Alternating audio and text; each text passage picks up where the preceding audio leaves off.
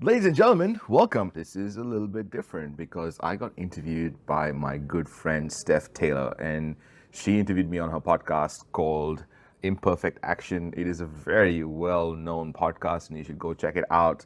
This particular conversation has been divided into two parts, primarily because there's so much to cover.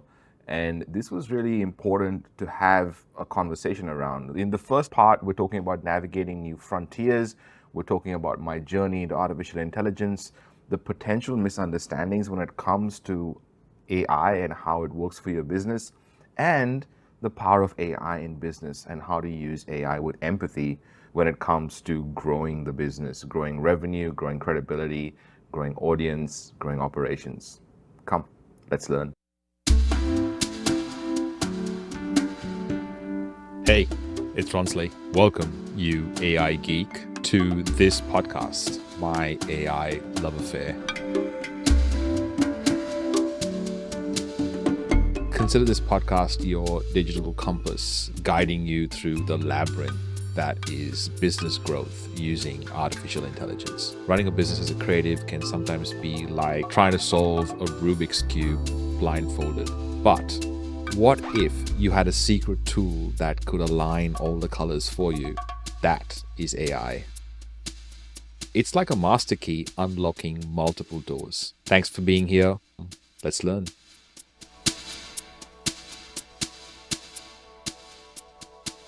What made you start this? What made you get into the world of AI, and what made you start the podcast? Because I was always thought I was a technical person. Everyone told me that, hey, you're technically very gifted. You need to be a technical person, not even realizing that there was a whole area of business and management and that I was missing out on. And as soon as I got exposed to that, it just opened up a whole new world. And that's when I became an entrepreneur. So I started the new business because I've seen a lot of people give bad advice. In fact, when I was a podcaster, someone who just started a podcast started to help other people create podcasts. And it's probably works in a podcasting world, but it definitely does not work in an AI world. So after much argument with myself about, I've built this brand as being the podcast guy, should I be the AI guy? After a lot of arguments with myself, I finally sort of stepped into that, and here we are. But why are you so excited about AI as an entrepreneur, as a content creator, as a podcaster? So let's break this down, right? It's very simple to think about artificial intelligence, but it's also very easy to get confused because we've been using search all this time. And we just think that we put stuff into ChatGPT, it's going and searching for something and it's coming and returning back like how Google used to. And I want to clarify that and say that artificial intelligence is just a silicon-based life form while we are a carbon-based life form. It can think like us, it can reason like us, and it is built on our neurology, it is built on our psychology, it is built on our long-term, short-term memory. It is built to think just like us and reason like us. The only difference is artificial intelligence right now is in its infancy. So it's still a kid learning, and there will be a point where that will flip. So I'm excited because I do not want to be the intelligent being that fears intelligence. And I want everyone else not to be in that same boat. And I think the reason everyone's fearing it is because we just don't understand it. I mean, the way you explained it just then is the very first time I've heard it explained like that. And, you know, I've been using ChatGPT. I've got a whole bunch of apps, like all the AI apps and things. And that's the first time that I've actually thought of it. That is mind blowing. So, like, where do we even begin with this? In its infancy right now, where are some of the huge opportunities that business owners like you, like me, we can start to use that kind of AI in our businesses every day? I think what's happening right now is that we all got to realize that artificial intelligence is going to easily be the biggest conversation of our lifetime. I'm not even exaggerating. I'm going to say that by magnitudes larger than anything we've thought about before, it's easily going to be the biggest conversation of our lifetime. It's going to change the way we do things. And if you think about the different ages that came, right? You had Industrial Revolution that made machines a commodity. So industry became a commodity. We now have, washing machines. We would not be caught dead 3 hours washing our clothes anymore, right? We just press the button because Industrial Revolution came. gave us machines, and machines can do a lot of cool things. Because of that industrial revolution, we built computers. Because of computers and digital storage, we were able to create the information age, which came after the industrial age. So right now we have access to information all over whatever we want, really, on whatever we want to learn. Information is commoditized. Because of those two ages, the industrial revolution that gave machines and information revolution that gave information, we now have the intelligence revolution, which is commoditizing intelligence. So we need to understand that AI has just commoditized intelligence. So we got to use it in the right way. And the best way to use it is to understand that we need to be part of this conversation. So we need to use it for us to understand what to say or even how to begin the conversation. And the main thing is that we've got to use AI with empathy. That is probably, that one line might actually save our species. Because if we don't change the way we do things right now, we will be extinct soon. So when you say use AI with empathy, what do you mean by that? I mean, what does empathy mean? Thinking about the other person, right? Thinking about how you're using it, thinking about where it is applicable, not how am I going to benefit from it. It's like, where does empathy come into play? Empathy comes when you understand the other position. And I think that is super important. Right now, all we're thinking about is our position. And if we do not change that, there's lots of things that, there's lots of things, Steph, if we want to break this down, think about history, right? Right now, artificial intelligence is amplifying what we have captured as history. Yeah. Who's written the history? White colonial people that have come and told indigenous people that their ways of doing things are uncivilized, and this is the new way of doing things. While most of the first world is going back to those old ways of doing things like wisdom, ancestry, bloodline, things that are not present in the first world, however you want to look at that. And it's really important for us to capture those conversations, capture that wisdom that has been lost and destroyed and burnt in a lot of instances, because this way of doing things that this world is built on, where we have killed a lot of people, destroyed their heritage, and then decided to put our ways of doing things on them. If we multiply that, just think about that. If this kid is learning from us right now and it's learning that me, we don't have a choice. It's going to be more intelligent than us at some point. And if our ways of doing things as the most intelligent species is to destroy ecosystems because it suits our needs, it's not difficult to think that will be the same thing that is put onto us, if that makes sense. Yeah. Okay. So that's kind of a scary scenario that I think, more people need to be aware of. But I'm also thinking now, as people who are listening to this show are probably thinking, they're like, oh, that's terrifying. And they probably want to go and bury their head in the sand because that's our first instinct whenever we come across something that is terrifying. What good is going to come out of this, assuming that we do start to use AI with empathy? Everything is good. We can solve some of the world's biggest problems. Think about it. We are on a planet right now where hunger and obesity, this dichotomy still is around, right? We still have people starving and we still have people throwing away food. And that's a problem. And we could solve that. We could solve climate change. We could solve poverty. We could solve some of the world's biggest issues. We could actually become human beings as opposed to human doings, right? So if we think about the good news, I think people are only going to be scared if they think that they can't change. People are only going to be scared if they only think about themselves. And that's obviously scary because we are not taught to think about other people. We're actually forced to think about ourselves. And in a lot of the instances, and in a lot of the literature, in some places, they kind of go, well, if you don't think about yourself, no one else will. And I think that is flawed in a lot of ways, just like some of the earlier thinking about, taking care of your parents and making sure that is part of the equation is also really important because those are values that need to be carried on.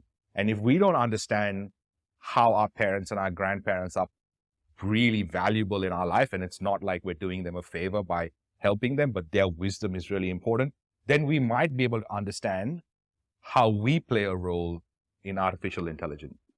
So then from more of a practical business perspective, what can we start to do with AI right now beyond just the basic ChatGPT? Give me a metaphor for something that's really challenging, which is what I use today. Like, but beyond the basic prompts, what can we start to do with it? Well, I think in general, as a business owner, entrepreneurship is lonely, right? We're just kind of usually in a silo, and a lot of the times the people around us don't necessarily understand the way our brains work. However, the machines will if we kind of ask it in the right way. So when we are ideating, that's probably the best time to use artificial intelligence. Ideation on our own. I remember when I first got into this online space, I was creating my first podcast, Bon Appetit. And actually, just before that, I created this business where chefs would go into people's homes and cook for them. And as part of that exercise, I had to figure out what their fears were, pain points, aspirations, and all these kind of things. And it took me months to do research and figure that out. Now you can do that in seconds, in minutes, and you can refine that. And that's the empathy right there, because you're genuinely looking for what your clients care about, and you're looking for different ways to ideate, to actually deal with that, as opposed to going, well, I have this product, let me just try and sell it in this new way because I got ChatGPT, and let me find different ways and analogies and metaphors to kind of sell this, as opposed to, hey, let me stress test my product. These are my clients. What are their fears, pain points, frustrations? What do they wish they can do after their pain points are fixed? Right? That is genuine empathy. Because once you figure that out and then you go, does my product actually give them that? Then you change your onboarding and make that better and give them the best platform for them to succeed on. Even that you can ideate using artificial intelligence, which is so useful because you're not trying to have to figure it out on your own. You have someone else to bounce it off against. And that there is where artificial intelligence comes in really handy. I'm going to play devil's advocate here because I am so big on customer research that I will suggest to all my students, jump on a Zoom call and have a conversation with your ideal clients and keep asking them for the why behind every answer that they give you so that you can get to the root of what they're telling you rather than just like the surface level answer that they would give you in a survey.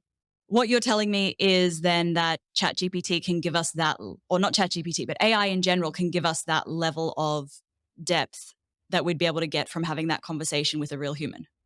I think it'll be deeper than asking someone, because a lot of the times when you're asking someone the question, they are trying to figure out to give you the answer. And sometimes they're either giving you the answer because you're in front of them, or they're trying to make it up because they've not thought about it before. However, artificial intelligence doesn't have that bias and doesn't have that sort of thing. So you can actually refine and refine and refine until you get to a point where you kind of go, okay, that's exactly what I'm after. And I think that we are at a point right now where that intelligence is already available, and doing it manually is like going into the bathroom and washing your clothes for 3 hours. Oh, okay. We can agree to disagree on that one for now, but you'll probably change my mind in a couple of months anyway. I think it's really important to understand that you're not an expert in this situation right now, and to give that context, because that is really important if you're giving advice, right? And the world has changed dramatically in the last year. Dramatically. Like every day we wake up, the definition of intelligence has changed. 3 weeks ago, they did precision surgery with robotics and intelligence without a human intervention. So we've got to put this all in context, because I understand that you don't get it, and I understand that you disagree. But I would say that that is probably because of lack of information and knowledge. And I'd love for you to go deeper into that, especially because all your listeners really need to get into it, because they need to be part of the conversation, and we need everyone to be part of this conversation. And we can't just not hear something because we don't agree with it. We need to have the dialogue. Oh, absolutely. And that's where I'm trying to get everyone to have this conversation and understand where intelligence fits in to the way we think about the world. I guess in a way, I kind of agree with you on that, in that I would hate somebody who's listening to this show to think that they can go to ChatGPT and say, give me all of the pain points for my ideal client, because you and I both know, like I know enough about AI to know that the output is only as good as what you give it. It's only as good as the input that you prompt it with. And for somebody who doesn't have an understanding of what kind of inputs to put into, say, ChatGPT, they're probably not going to get a very good quality output, which then can really be harmful to all of the content they're putting out there, the products they're putting out there, because they are addressing pain points that might not be correct because they haven't given it the right prompts. Does that make sense? 100%. It's like you trying to write in Latin without knowing Latin. You don't know how to speak computers. Or if you don't know how to speak computers, learn how to speak computers before you decide that you want to use it for anything. So the same thing goes with any language, right? You're not going to write or have a different website in a different language if you don't know how to express yourself in that language. And any broken way of expressing yourself in that language will give you a broken response. It's the same. Yeah, okay.